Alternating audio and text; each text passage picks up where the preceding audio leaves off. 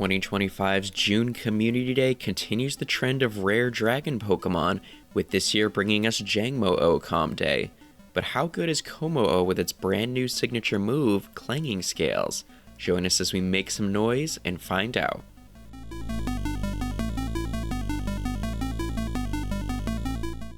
Welcome back, everyone.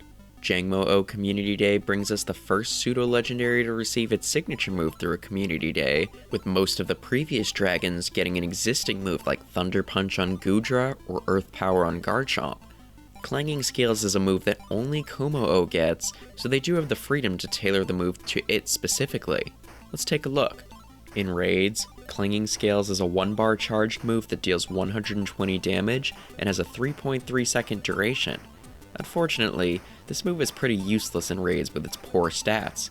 A 1-bar 120 power move is already not in the best shape, but with such a slow cooldown, it's a bottom tier move. Kommo-o would actually prefer Dragon Claw for raids, which already isn't a great raiding attack. Kommo-o has 222 attack also, so it already had an uphill battle in terms of raid attacking. Still, if Clanging Scales was a 2-bar move with 120 power, it could have at least had the performance just shy of other dragon pseudos, but alas. Moving over to PvP though, the charged move costs 45 energy for 120 power, but it does have a guaranteed defense debuff to the user.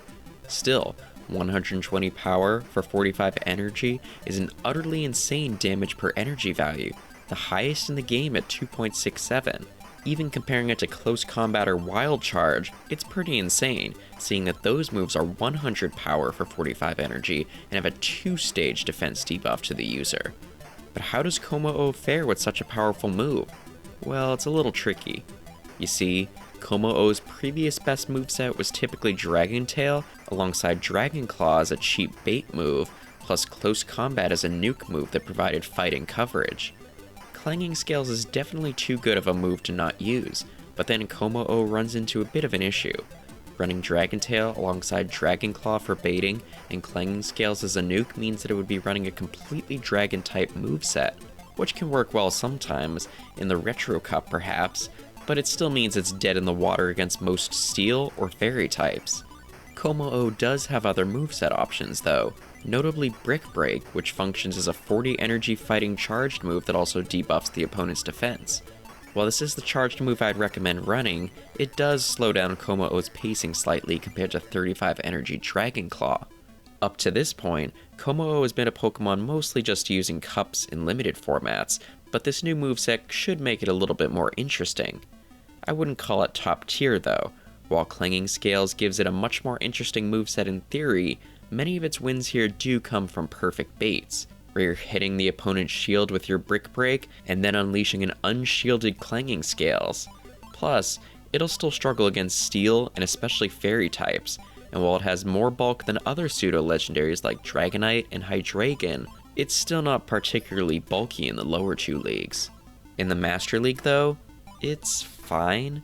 Kommo-o beats a few top Pokemon like Black Kyurem and Zygarde, plus, if you land an unshielded Clanging Scales, it can take down others like Palkia, but overall, it's really not that impressive. It's still super weak to Fairy types, and it's not coming into a particularly good meta with the Crown forms debuting. Over in Master Premier, it's a more solid Pokemon, beating all the Pokemon who resist Dragon like you'd expect, and with shields, it has decent matchups against Dragonite, Metagross, and Dragapult. It's still a bit iffier against Rhyperior, Annihilate, obviously any Fairy type, but it's a nice mon to have. So to recap, Kommo-o has no use in raids, with Clanging Scales being a bad move, but it's still a much stronger move in PvP. Though while I wouldn't call it an essential player for the GBL, it's still very unique, so I would grab one for each of those lower 2 leagues. In the Master League, you could honestly go without one, but a hundo for Master Premier is solid enough. What are your thoughts on Jangmo-o Community Day though? While it's fun to get this signature move, I do think they could have made it a bit more viable for raids.